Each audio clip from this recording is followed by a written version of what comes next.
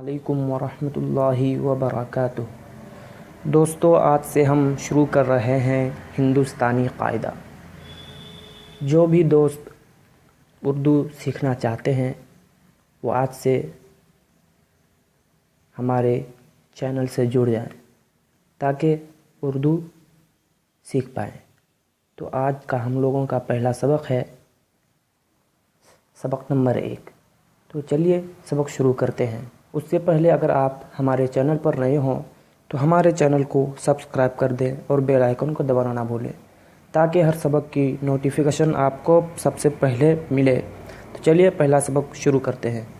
بسم اللہ الرحمن الرحیم۔ الف سے انگور، با سے بندوق، پا سے پنکھا، تا سے ترازو، ٹا سے ٹوپی، جیم سے جوتا، چا سے چاقو، را سے خا سے خربوزہ، دال سے دوات، ڈال سے ڈول، را سے ربڑ، ڑا سے ڑا، زا سے زنجیر، سین سے سروتا، شین سے شلجم، غین سے غلیل، فا سے فوارہ، قاف سے قلم، کاف سے کرسی، گاف سے گنا، لام سے لٹو، میم سے میز، نون سے نل، واو سے ورق، ہا سے ہاتھ، یا سے یکا، یا سے یکا۔ مشق۔